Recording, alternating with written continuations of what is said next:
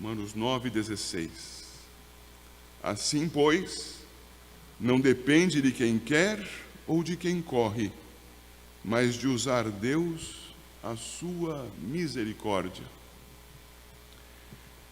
Vinha para cá essa manhã com a esposa no carro, as meninas estão acampando com a ABU do Mackenzie, graças a Deus, 200 jovens cristãos reunidos para estudar a palavra. Deus abençoe que seja assim. E no caminho para cá, a Regina comentava comigo de uma pregação que ouviu ontem, ministrada pelo nosso querido Heber Júnior, pastor ali do Parque das Nações, numa atividade que fez. Foi no Mackenzie, Regina? Foi na igreja de Pinheiros. E ali ele pregava e reforçava, entre outros assuntos, a distinção entre a justiça e a misericórdia, a partir de Isaías 53. Queridos, vejam o tema da pregação desta manhã: Deus misericordioso. A misericórdia é aquilo que Deus tem em si, que faz com que Ele retenha a sua justiça, com que Ele não nos dê a paga dos nossos pecados. É por misericórdia que Ele se mantém gracioso. É porque Ele não nos dá o que merecemos, que Ele então exerce aquilo que graciosamente nos acompanha. Nos dá o que nós não merecemos, graça. É diante disso que estamos aqui. Romanos 9,16 nos diz: assim, pois, não depende de quem quer ou de quem corre, mas de usar Deus a sua misericórdia. Aleluia! Louvado seja Deus por sua misericórdia. E ao olharmos para o capítulo 9, queridos, nós temos... Eu sei, as letras sempre reduzem muito quando passamos ao esboço da pregação. Mas atente para elas. Nós temos dois termos importantíssimos aqui, que fazem com que este capítulo, que na verdade faz uma sessão completa nos capítulos 9, 10 e 11, não seja separado do restante da carta. Na carta nós aprendemos que não há um justo, nenhum sequer, que todos se extraviaram, mas também aprendemos que na justiça de Cristo está a nossa vida, e que crendo em Cristo, isto é, exercendo fé naquilo que o Senhor Jesus Cristo fez, o Senhor não nos dá o que merecemos, nos dá o que nós não merecemos. O Senhor misericordioso aplica sobre nós graça, e então nós vivemos, e vivemos, vai dizer o capítulo 8, e aí está a ligação. Vivemos, 8, verso 1. Agora, pois, já nenhuma condenação há para os que estão em Cristo Jesus. Vivemos assim, sem qualquer peso de condenação sobre as nossas vidas. É claro que ele não se refere ao ambiente que vivemos aqui entre os homens, porque se eu ofender a minha esposa, deverei voltar a ela os olhos e pedir com sinceridade e arrependimento: perdoa-me, e assim vai valer para qualquer outra pessoa.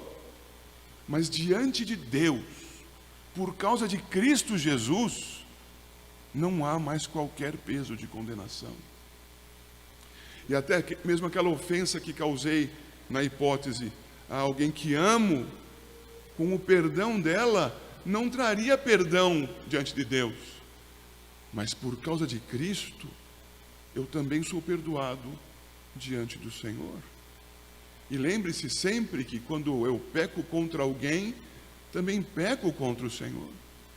E o Senhor nosso Deus nos ensina, quando fala sobre a parábola dos 2 filhos, conhecida como parábola do filho pródigo, quando volta aquele filho que saiu esbanjando o dinheiro do pai, ele volta dizendo: pequei contra o céu e diante de ti. Perdoa-me, Pai. Perdoa-me, Deus. Mas nessas relações todas nós sabemos que por causa de Cristo, 8:1, já nenhuma condenação há para os que estão em Cristo Jesus. Ora, nesta justificação diante de Deus, é que nós seguimos com o que vemos no capítulo 8, versos 28 a 30, preservados diante de toda e qualquer situação, sendo desenvolvidos, como diz o verso 29, para sermos conforme a imagem do seu Filho, a imagem de Cristo Jesus.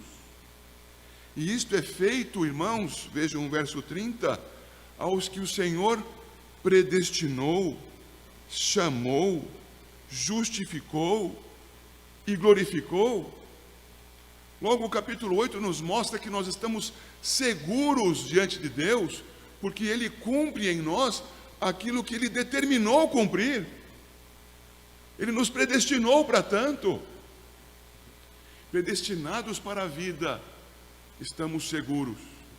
E a segurança é reforçada ao final do capítulo 8, quando vemos os versos 38 e 39, que dizem: porque estou bem certo de que nem a morte, nem a vida, nem os anjos, nem os principados, nem as coisas do presente, nem do porvir, nem os poderes, nem a altura, nem a profundidade, nem qualquer outra criatura poderá separar-nos do amor de Deus, que está em Cristo Jesus, nosso Senhor.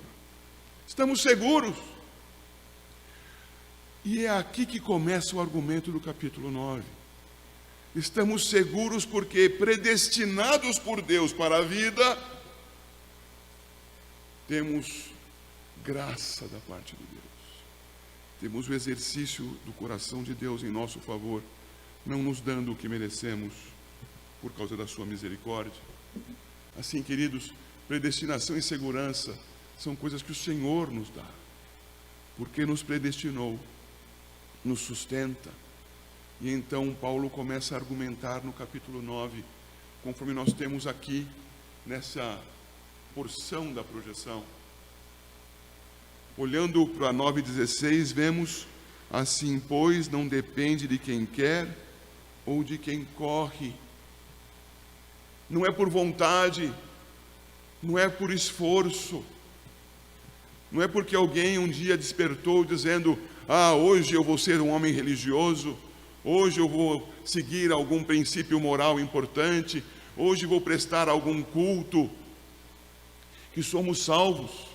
Lá no passado remoto, um filósofo e historiador chamado Plutarco escreveu que por onde quer que ele tenha passado, e parece que ele passou por muitos lugares, ao menos da região onde morava, não tomou nenhum avião porque ainda não existia, mas na região onde estava certamente peregrinou, ele pôde dizer: eu já vi cidades sem muros, já vi cidades até mesmo sem casas, mas nunca vi uma cidade onde não houvesse um lugar de culto, onde não houvesse alguém que exercesse algum aspecto religioso, onde não existisse alguém que fizesse algum tipo de sacrifício, em alguém que exercesse algum tipo de religiosidade.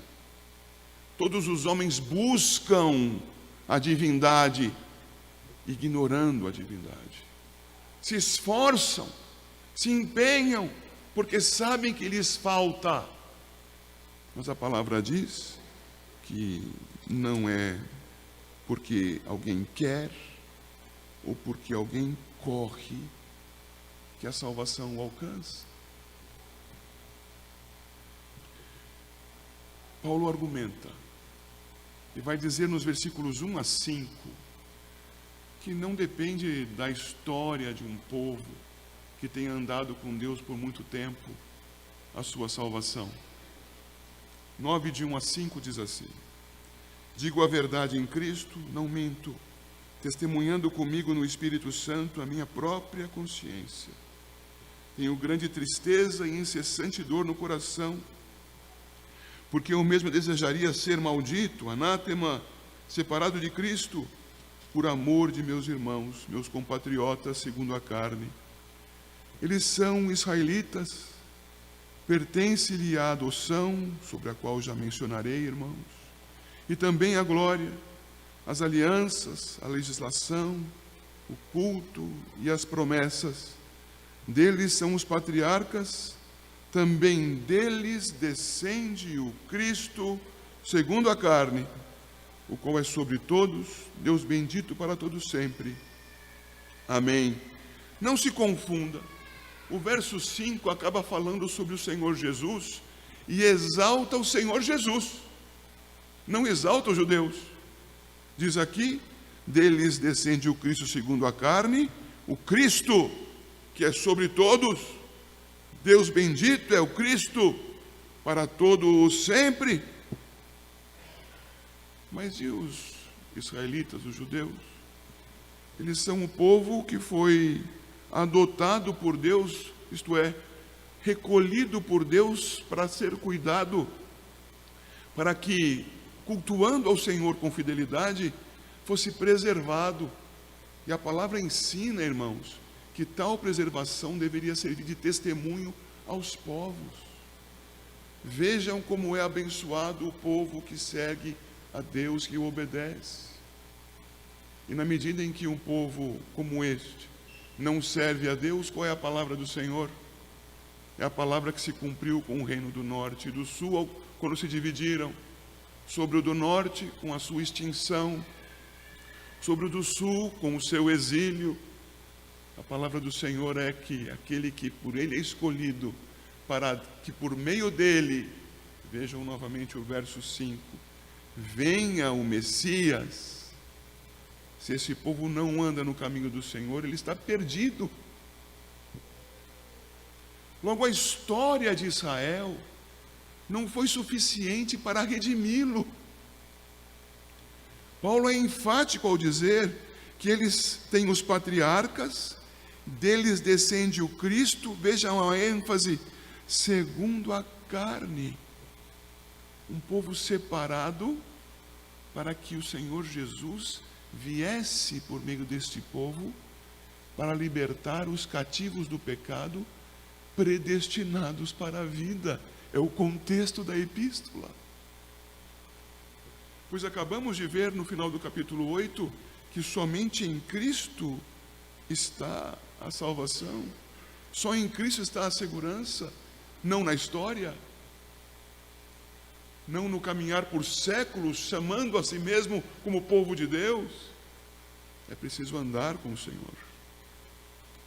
Eu preciso observar que não é pelo sangue, e sangue aí me refiro à sua hereditariedade. Nós ouvimos bastante entre cristãos até, falando sobre algumas pessoas que congregam na igreja, e essas pessoas por vezes dizem, eu nasci na igreja, eu sou filho do presbítero tal. E a resposta que nós devemos dizer é, e quando foi que você creu?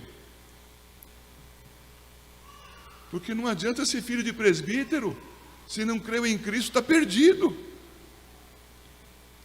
Não adianta ser filho de pastor. Não, meu pai é pastor, sou de uma família que tem pastores há 5 gerações. Desde 1880 tem pastor na minha família. Ótimo, e você creu em Cristo quando? Não. Está perdido. Não é pelo sangue. E dizem assim os versos 6 e 7, salto o verso 8 e sigo até o 13. E não pensemos que a palavra de Deus haja falhado, porque nem todos os de Israel são de fato israelitas, nem por serem descendentes de Abraão são todos seus filhos, mas em Isaque será chamada a tua descendência. Vou ao 9, porque a palavra da promessa é esta: por este tempo virei, e Sara terá um filho. E não ela somente, mas também Rebeca, ao conceber de um só Isaque, nosso pai, e ainda não eram os gêmeos nascidos, nem tinham praticado o bem ou o mal, para que o propósito de Deus quanto à eleição prevalecesse, não por obras, mas por aquele que chama. Já fora dito a ela, o mais velho será servo do mais moço. Como está escrito, amei Jacó, porém me aborreci de Esaú. Veja, não é por hereditariedade. Observem bem, por favor, que acabamos de ler no capítulo 8, o versículo 30, aos que predestinou, a esses também chamou. E pudemos ver no capítulo 9 agora, ao final do versículo 11, Nesse trecho que está entre parênteses no versículo, para que o propósito de Deus, predestinação, quanto à eleição, prevalecesse não por obras, quer dizer, não é por quem quer ou por quem corre, mas por aquele que chama. Aos que predestinou, a esses também chamou. O capítulo 9 não está divorciado do resto da carta. Ele faz parte da carta e está continuando a argumentação. Predestinados e seguros em Cristo, salvos e justificados diante do Senhor, mas não por causa da nossa história, não por causa da nossa hereditariedade. E segue o texto de 30 a 33, não porque nós somos religiosos e legalistas. 30 a 33, que diremos, pois, capítulo 9, irmãos, que os gentios que não buscavam a justificação vieram a alcançá-la, todavia, que decorre da fé. E Israel, que buscava a lei de justiça, não chegou a atingir essa lei. Por quê? Porque não decorreu da fé, e sim das obras. Tropeçaram na pedra de tropeço, como está escrito: eis que põe em Sião uma pedra de tropeço e rocha de escândalo, e aquele que nela crê não será confundido. Inverta o final do versículo 33. E aquele que nela não crê será confundido. E não crê por quê? Porque acredita em si mesmo, acredita nas próprias competências, acredita que querendo ou correndo, parte A do versículo 16, cumprindo a lei, será salvo. Todas as religiões, irmãos, com exceção do cristianismo verdadeiro, porque há falso, todas as religiões se empenham em buscar a salvação, a iluminação, o crescimento espiritual, ou o nome que seja dado, por meio do esforço, por meio das obras que realizam as pessoas, por meio dos seus trabalhos, dos seus cultos, dos seus sacrifícios, da sua dedicação. É o inverso com os cristãos. Os cristãos reconhecem que há mérito sim, mas não é próprio, é de Cristo. E reconhecendo o mérito de Cristo, crendo em Cristo, respondem, capacitados pelo Espírito que passa a habitar no cristão, com obediência. Mas é uma obediência que é fruto da redenção, e não a sua causa. Porque não importa, não depende de quem quer ou de quem corre. Logo, não é pela história, não é pela hereditariedade, pelo sangue, não é pela observação da lei, tampouco não é pela grandeza de quem ocupe alguma posição social ou política. No passado, irmãos, considerava-se que os reis eram os filhos de Deus, os juízes, os filhos de Deus, alguns adorados como se fossem deuses. Até pouco tempo atrás, um rei na França do século XVII, mas especialmente do século XVIII, houve um rei, o Rei Sol, que dizia: este país sou eu, o Estado sou eu sou o centro de todas as coisas, eu sou Deus. Infeliz. E como ele, meus caros, todos os que o antecederam em todos os cantos do mundo. Quando você estuda as filosofias, ainda que aquelas que neguem a Deus, as filosofias como a de Maquiavel, o que se ensina é a dominar o inimigo a fim de predominar sobre ele, como se fosse um Deus. Esse é o ensino geral.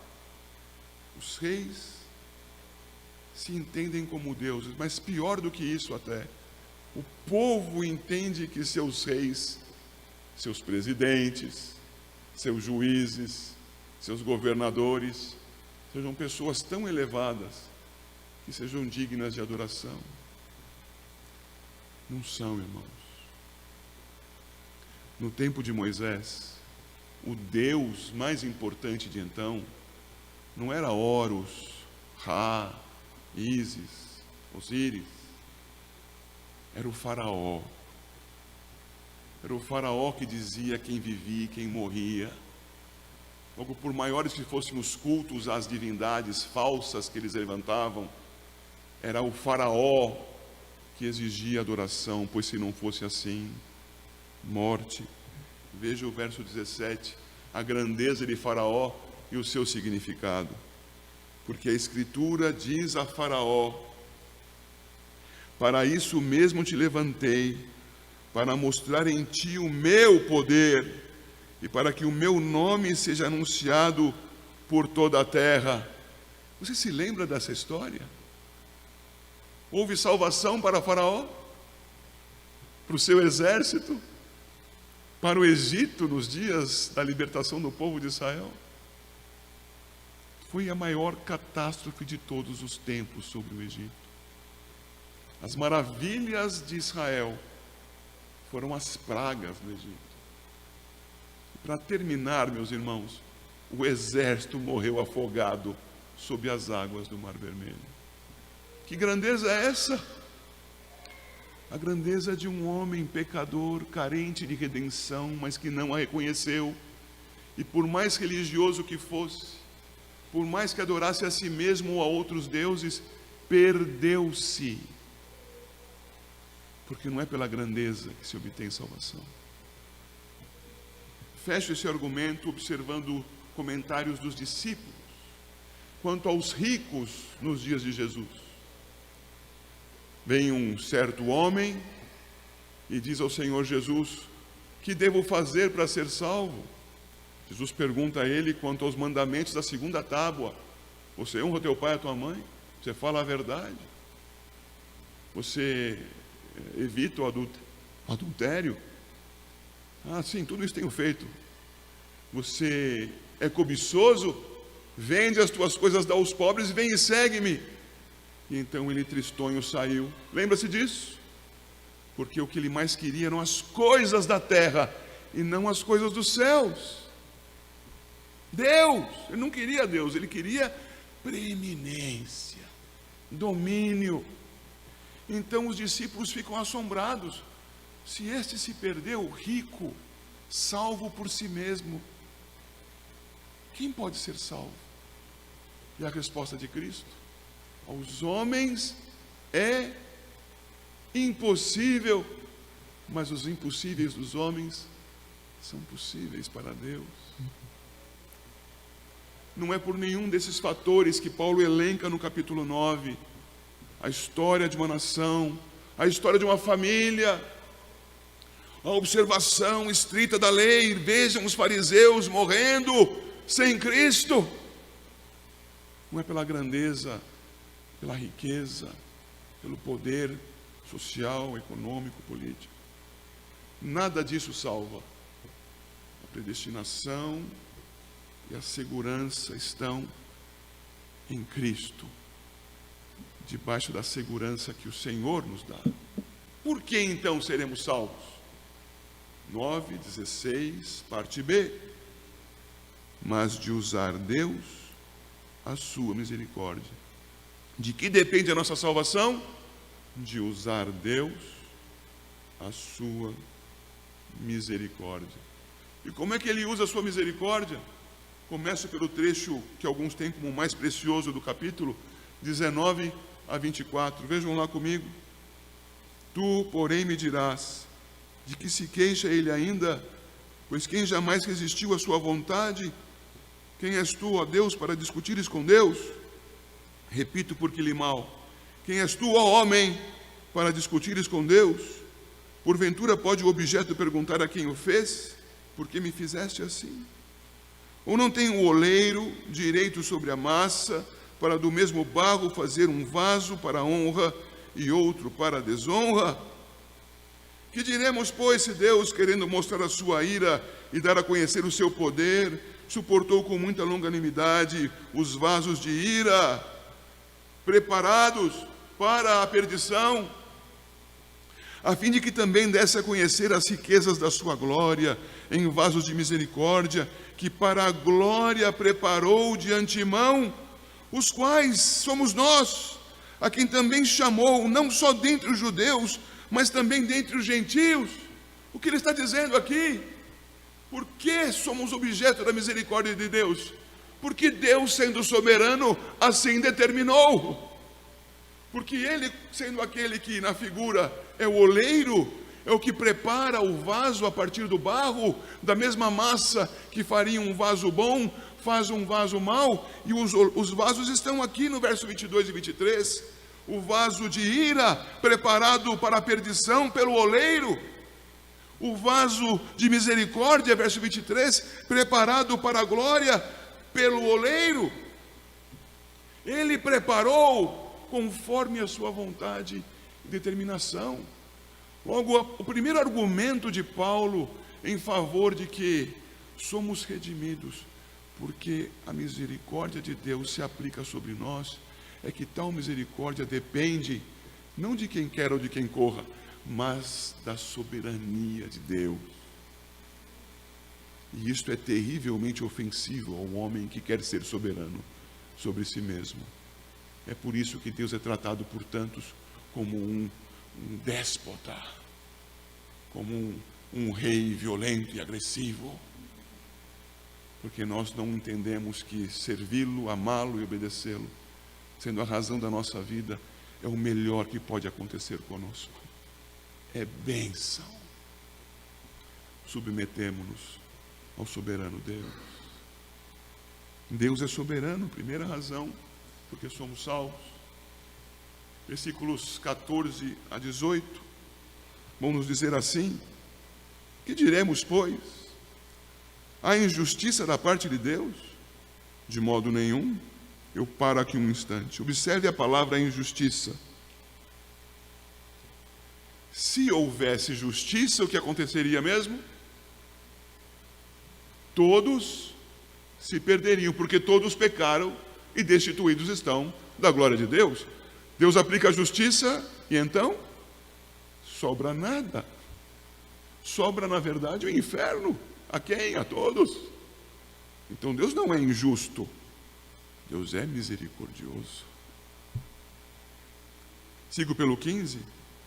Pois ele diz a Moisés: terei misericórdia de quem me aprouver ter misericórdia, e compadecer-me-ei de quem me aprouver ter compaixão. Assim, pois, não depende de quem quer ou de quem corre, mas de usar Deus a misericórdia. Porque a Escritura diz a Faraó: para isso mesmo te levantei, para mostrar em ti o meu poder e para que o meu nome seja anunciado por toda a terra.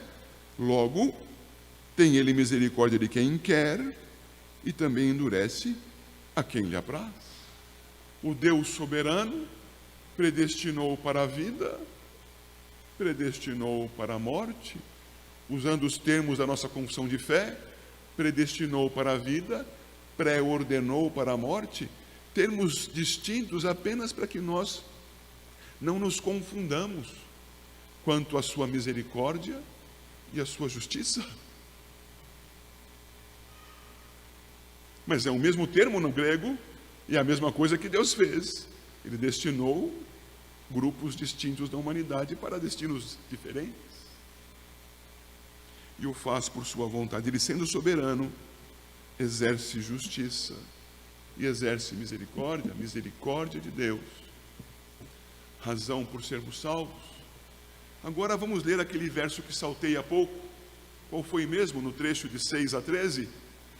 O verso 8. Diz assim o verso 8: isto é, estes filhos de Deus não são propriamente os da carne, mas devem ser considerados como descendência os filhos da promessa. Há pouco argumentei com Paulo diante dos irmãos. Não é pela história, não é pela hereditariedade, chamei de sangue. Não é pela carne, diz o texto aqui. É pelo que então? Pela promessa de Deus. Deus anunciou a sua vontade salvadora, prometendo salvação mas prometendo salvação aos que destinou a tanto, prometendo redimir. E essa promessa de redenção está registrada no mesmo capítulo, nos versos 25 a 29. Olhe lá comigo. Assim como também diz em Oséias: chamarei povo meu ao que não era meu povo, e amada a que não era amada. E no lugar em que se lhes disse: vós não sois meu povo, ali mesmo serão chamados filhos do Deus vivo. Mas relativamente a Israel, dele clama Isaías: ainda que o número dos filhos de Israel seja como a areia do mar, o remanescente é que será salvo, porque o Senhor cumprirá a sua palavra sobre a terra, cabalmente e em breve, como Isaías já disse: se o Senhor dos exércitos não nos tivesse deixado descendência, ter-nos-íamos tornado como Sodoma e semelhantes a Gomorra. Logo, por que somos salvos? Não porque queremos ou corremos, mas porque Deus exerce sobre nós a sua misericórdia. Ele, soberano, misericordioso, prometeu salvar dentre os povos a muitos, salvar dentre os filhos de Israel o remanescente, e ele compõe assim o seu povo. Por meio de que somos salvos? Diz o versículo 30. Que diremos, pois? Que os gentios que não buscavam a justificação vieram a alcançá-la todavia. Leia comigo essas palavrinhas finais. A que decorre da fé. A que decorre da fé. O Senhor coloca em nós a fé. Nós aprendemos isso na Epístola aos Efésios. E aprendemos também na Epístola aos Romanos, que nós somos justificados por meio da fé, aplicada em Cristo Jesus, nosso Senhor. Justificados, pois, mediante a fé, temos paz com Deus, por meio de Jesus Cristo, nosso Senhor. O Senhor soberano, exercendo misericórdia, cumpre sua promessa e nos concede fé, para que creiamos em Cristo. Aos que predestinou, a estes chamou, e aos que chamou, também os justificou por meio da fé, e aos que justificou também os glorificou. O livro é um corpo, é uma massa, que você precisa compreender, não em partes, mas como um todo. Por que então você foi salvo? Por causa da sua história? Da sua genealogia? Você foi salvo porque você é bem religioso? É salvo porque você tem bastante dinheiro? É popular? Não. Por que você é salvo? Porque o soberano quis assim. Porque o soberano te preservou. O soberano te deu uma promessa, ainda que você não tivesse nascido quando ela foi feita. Ele prometeu. E aos seus eleitos para a vida, Ele concede a fé que faz cumprir a promessa: crer em Cristo Jesus e ser redimido. Logo, meus irmãos queridos, nós só vivemos em segurança por meio da fé que o Senhor concedeu aos predestinados. E eu concluo essa pregação chamando a sua atenção. Os dias são de dúvida. Os corações das pessoas estão instáveis. Alguns vão dizer que a economia tem melhorado muito, mas estamos no Brasil. Basta uma semana para tudo naufragar, de repente. Estamos à beira das eleições do seu segundo turno. Alguns vão ver virtude em alguém em quem eu não vejo virtude alguma. Mas vão ver. E vão optar pelo socialismo sobre o país. E por causa disso, todos certamente vão passar por privações, por dificuldades. A igreja poderá passar por tais dificuldades e privações. Outros veem no outro candidato o Deus na terra, apesar do seu palavreado e da sua grosseria. Certamente muito destacado em virtudes em relação ao primeiro. Mas, meus irmãos, estaria nele a nossa esperança?